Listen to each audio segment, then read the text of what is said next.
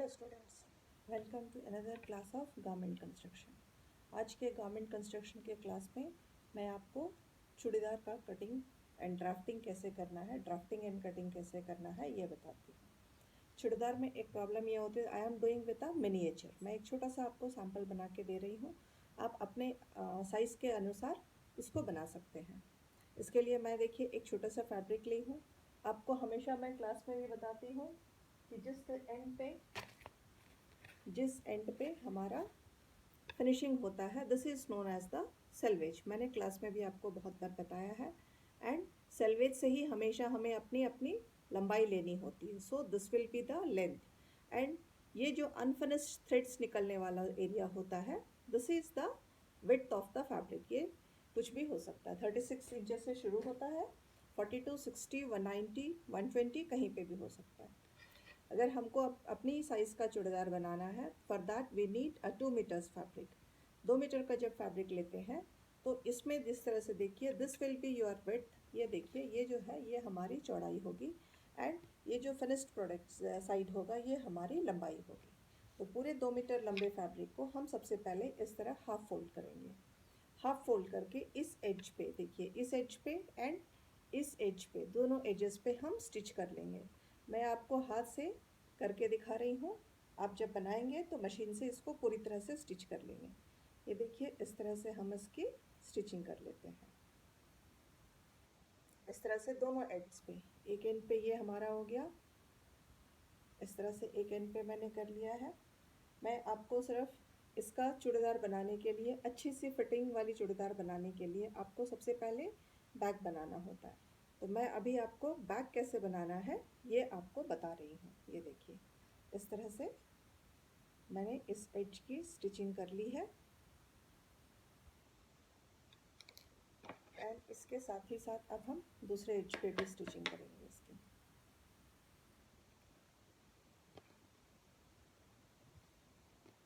इस तरह से गर्ल्स इस चीज़ मिनिएचर को ध्यान से देखिए, आप भी अपना पहले ड्राफ्टिंग करके अपने साइज़ का पहले ड्राफ्टिंग कीजिए, फिर मिनिएचर बनाइए, उसके बाद में अपने साइज़ का चूड़ीदार बनाइए। एक बार जब आप मिनिएचर बनाते हैं तो आपको पता चल जाता है कि आपका कहाँ कहाँ कौन सा एरिया समझ में आया है एंड किस एरिया को आप समझ नहीं पाए हो। सो वैसे भी आप लोगों को अपने फाइल्स में डालने के लिए मिनिएचर्स बनाने ही हैं। So try with the miniatures. आप पहले मिनिएचर छोटे वाले साइज़ के इस तरह से छोटे छोटे बनाइए, उसके बाद में आप अपने साइज़ का बनाएंगे। ये देखिए, इस तरह से हम इसको पहले दोनों तरफ से स्टिच कर लेते हैं। दोनों तरफ से स्टिच करने के बाद में what next you have to do is, इस तरह से देखिए, ये देखिए इस तरह से खोला, आप दोनों तरफ से स्टिच हो गया है। अब हम इसको इस तरह से खोल कर देखते हैं। ये देखिए, ऐसे खोल के रखते हैं। खोलने के बाद में ये जो लंबाई वाला लेंथ वाला साइड है, इस लेंथ वाले साइड में आपका हिप राउंड जितना भी होगा, जो भी आपका हिप राउंड होगा उसको 4 से डिवाइड करेंगे। मान लीजिए अगर आपका हिप राउंड 40 है, उसको 4 से डिवाइड करेंगे, 10 होगा, उसमें आप 2 इंचेस 1 इंच ऐड करेंगे। ये देखिए, यहाँ मैं एक छोटा सा सैम्पल बना रही हूँ, तो इसके लिए मैंने हिप राउंड सिर्फ 12 लिया है। 12 लिया है, अगर हम उसको 4 से डिवाइड करते हैं तो 3 आता है। 3 के साथ में मैं, चूँकि ये मिनिएचर है इसलिए कुछ एक्स्ट्रा नहीं ले रही हूँ, वैसे आपको 1 इंच एक्स्ट्रा लेना होता है। तो यहाँ तक 3.5 इंच मैं इस पर एक्स्ट्रा ली हूँ। ये देखिए, इस तरह से हाफ इंच मैंने एक्स्ट्रा लिया है। एंड इसके बाद में ये जो हमारा जॉइंट था, ये जॉइंट आप देख रहे हैं, इस जॉइंट से जितना, जहाँ हमारा मेजरमेंट में 3 इंचेस आया था वहाँ हम फोल्ड करेंगे। जॉइंट से ही हमने मेजर भी किया था, जॉइंट से फोल्ड करके इस तरह से फोल्ड किया हमने। ये देखिए, इस तरह से फोल्ड किया एंड अब इसको हम स्टिच करना शुरू करेंगे। फोल्ड जहाँ से शुरू हुई है हम इसको इस तरह से स्टिच करेंगे। ये देखिए, इसको ऐसे स्टिच करते जाएंगे। इसको जब स्टिच कर रहे हैं, ये देखिए, ये पूरा ऐसे बनता जाएगा। जितनी लंबाई है आपके फैब्रिक की, पूरी लंबाई में आप इसको इस तरह बनाते जाएंगे। ये देखिए, ऐसे रखते जाएंगे इसको इस तरह से। ये सर्कल के, जो सर्कुलर घूमता रहेगा फैब्रिक आपका, घुमाते रहिए, इससे आपको कोई दिक्कत नहीं होगी। आप इसको बस इस तरह से पूरी लंबाई में इसकी स्टिचिंग करती जाएंगे। इस तरह ये रहा।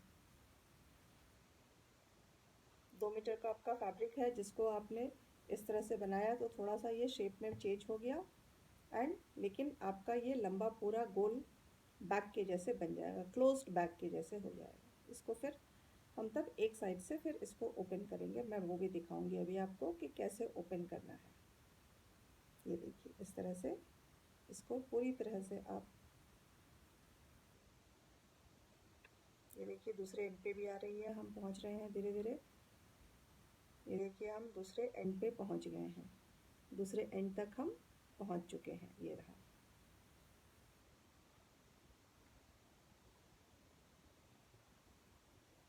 इस तरह आप इसको पूरी गुलाई में देखिए, ये लंबाई थी इसकी, इस तरह से ये टर्न होती जा रही है।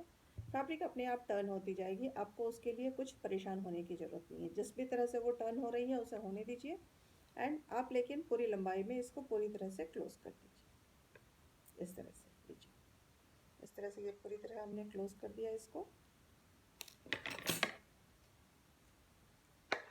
पूरी तरह से जब क्लोज करते हैं ये देखिए ये कुछ ऐसा हो जाता है, इस तरह से। इस तरह से आपका बैग बन के अब ये चारों तरफ से क्लोज है। देखिए इसके साइड्स को आप सेट कीजिए, देखिए साइड्स में आ गया है ये इस तरह से। क्योंकि हम इस बैग को क्यों बनाते हैं, क्योंकि इससे क्या होता है कि फैब्रिक में फैब्रिक क्रॉस हो जाती है।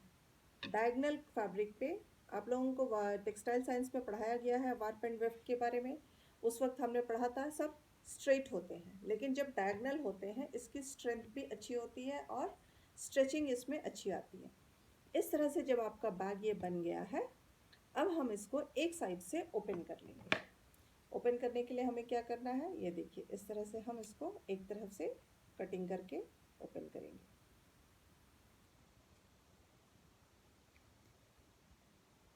इस तरह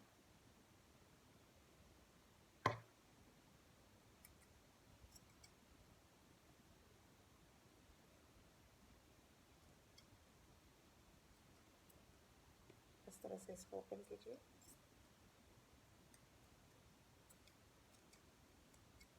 ओपन करने का फ़ायदा क्या है, ये इसका जो भी कर्व्स थे वो पूरा घूम करके दोनों जो ये दोनों साइड्स है ये आपके एकदम क्लीन हो जाते हैं। दोनों साइड में लाइन है, इसको आप दबा करके सीधा कीजिए। अब देखिए ये स्ट्रेच हो रहा है।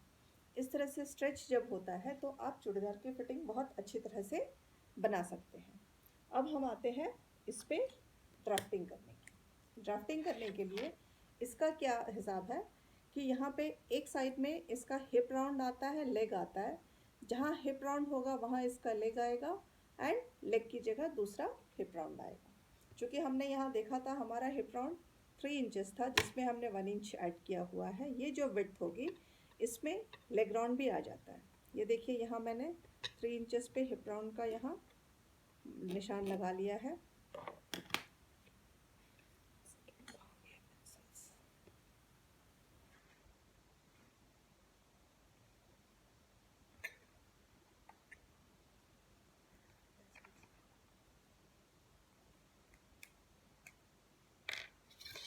इस तरह आप यहाँ पे इसके निशान लगाएंगे, ये हिप राउंड होगा इस तरह। एंड आप यहाँ पे इसकी मार्किंग करते हुए हम ड्राफ्टिंग करेंगे।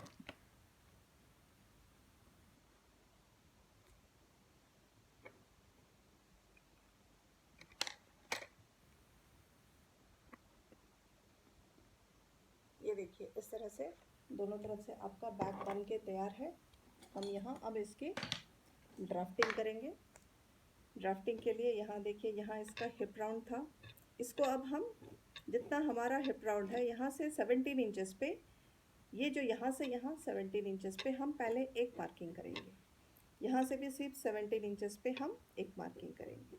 17 इंचेस पे मार्किंग इसलिए करते हैं ताकि वहाँ हमारा ऊपर से बेल्ट के लिए भी हमें 2 इंचेस फोल्डिंग के लिए भी लेना पड़ता है, तो हमारा आस्तीन जो है वो 15 इंचेस का होता है। एंड इसके साथ में हम इसको यहाँ पे इस तरह मार्किंग करते हैं। मार्किंग करने के बाद ये हमारा सीट था जो 17 इंचेस पे हम यहाँ से हिप राउंड का 1/4 लिया है एंड इस तरफ में इसके ऑपोजिट डायरेक्शन में हम यहाँ से यहाँ पर हिप राउंड लेंगे। ये देखिए, ये इस तरह से हिप राउंड हम यहाँ इसका इस तरह से लेंगे।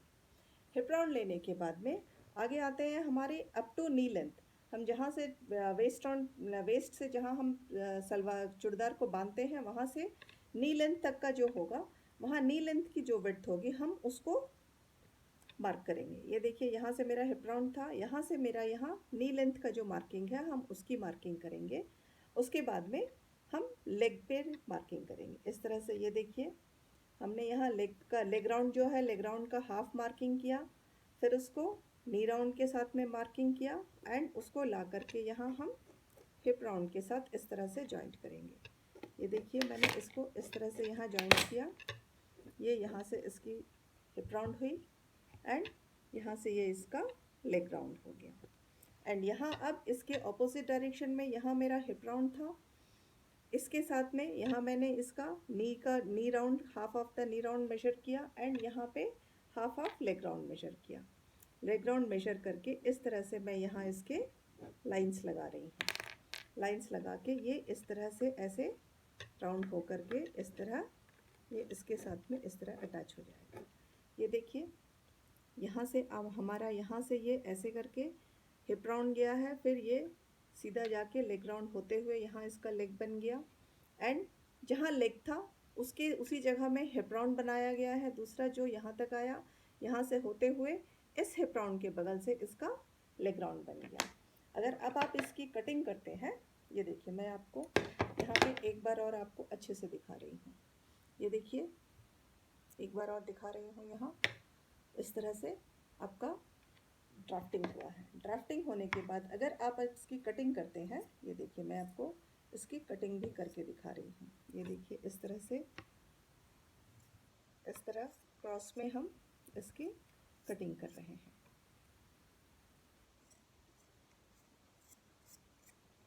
ये देखिए, इसका एक पार्ट निकला एंड अब इसका देखिए, यहाँ से इसका एक पार्ट निकला हिप राउंड एंड ये लेग राउंड था। अब यहाँ हिप राउंड है और यहाँ लेग राउंड है, जो हम मेजरमेंट से इसको कटिंग करके निकाल लेंगे। देखिए, मैं इसकी भी कटिंग कर रही हूँ ताकि आप इसको अच्छे से देख सकें और समझ सकें एंड इस तरह से आप भी अपना मिनिएचर बना सकें। उसके लिए मैं आपको ये पूरा वीडियो बना के दिखा रही हूँ। ये देखिए, इस तरह से अब हम इसको इस तरह से जॉइंट करेंगे।